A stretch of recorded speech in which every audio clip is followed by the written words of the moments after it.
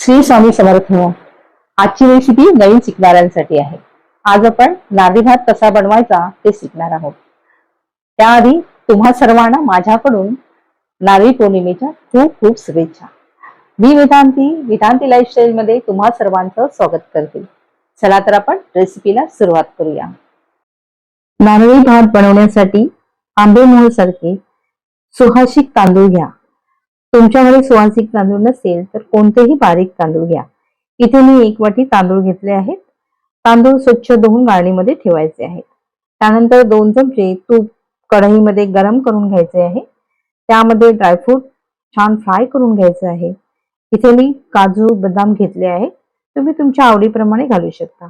काजू फ्राय झाल्यानंतर त्यामध्ये 4 लवंगा, 2 वेलची आणि 1 छोटा दालचिनीचा तुकडा घालायचा आहे. काजू बदाम छान फ्राय झाले आहेत. आता आपण त्यामध्ये मसाले घालूया. मसाले छान फ्राय झाल्यानंतर त्यामध्ये आपल्याला काळी मनुका घालायची आहे. तुम्हाला काळी मनुका आवडत असतील तर घाला, नाहीतर स्किप करा.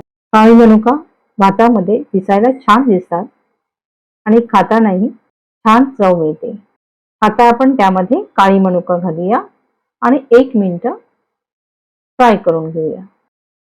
लगेचच त्यामध्ये स्वच्छ धुवून गाळून घेतलेले तांदूळ घालायचे आणि तुपामध्ये 5 मिनिट छान भाजून घ्यायचे आहेत. तांदूळ छान भाजून झाल्यानंतर त्यामध्ये फ्रेश खोबरं घालायचं आहे. इथे मी 1 वाटी ओला नारळाचा किस घातला आहे. तोही छान 2 मिनिट परतवून घ्यायचा आहे. आता हे सर्व फ्राय करून झाल्यानंतर त्यामध्ये गरम पाणी घालायचे आहे. ज्या वाटीने तांदूळ घेतले आहे त्याच वाटीने 2 वाटी पाणी गरम करून तांदळामध्ये घालायचे आहे. पाणी थोडं कमी वाटलं तर थंड पाणी घाला आणि तांदूळ छान मोकळा शिजून घ्या. पाण्याला चांगली उकळी काढायची आणि त्यानंतर पाणी तांदळामध्ये घालायचं आहे. पाणी छान गरम झालं आहे. आता आपण ते तांदळामध्ये घालूया आणि छान मिक्स करून घेऊया. त्यानंतर त्यामध्ये आपल्याला पाव चमचा हळद घालायची आहे. हळद घालून मिक्स केल्यानंतर पाण्याला 1 उकळी यायला द्यायची आणि झाकण ठेवून 1 वाफ काढायची.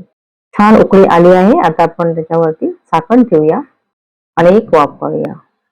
2 मिनिटांनी झाकण काढून भात मिक्स करून घ्यायचा आहे आणि परत एकदा 2 मिनिटं झाकण ठेवून 1 वाफ काढायची आहे. 2 मिनिटं झाली आहेत. आता आपला भात छान मोकळा शिजला आहे. अशा पद्धतीने आपल्याला भात शिजवून घ्यायचा आहे. 1 वाटीसाठी 2 वाटी भरून पाणी परफेक्ट आहे. त्यामध्ये पाव चमचा मीठ घालायचं. मीठ तांदूळ शिजताना घातलं तरी चालेल. आता आपण त्यामध्ये गूळ घालूया. गूळ आपल्याला ज्या वाटीने तांदूळ घेतले आहेत त्या वाटीने 1 वाटी गूळ बारीक करून घातला आहे. भातामध्ये गूळ छान मिक्स करून घ्यायचा आहे. गूळ मिक्स करून झाल्यानंतर आपल्याला झाकण ठेवायचं आहे आणि गूळ मिक्स करून घ्यायचा आहे.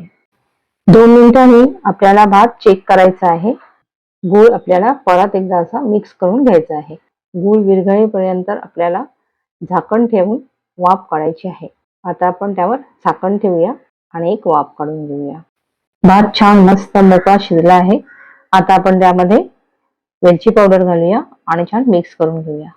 त्यानंतर आपल्याला त्यामध्ये जायफळ पावडर घालायची आहे आणि छान मिक्स करून घ्यायची आहे. जायफळ पावडर घातल्यानंतर झाकण ठेवून 1 छान वाफ काढून घ्यायची आहे. वेलची पावडर आणि जायफळ पावडर मिक्स केल्यानंतर झाकण ठेवून 2 मिनिटं वाफ काढायची आहे. मस्त कोकोनट राईस आपला तयार आहे खाण्यासाठी. तुम्हाला ही रेसिपी आवडली तर लाईक करा, शेअर करा आणि सबस्क्राईब करायला विसरू नका. परत भेटूया एका नवीन रेसिपीसह. तोपर्यंत टेक केअर. सबस्क्राईब केलं नसेल तर प्लीज सबस्क्राईब करा आणि ज्याने सबस्क्राईब केलंय त्याने लाईक कमेंट्स करा. Thank you for watching.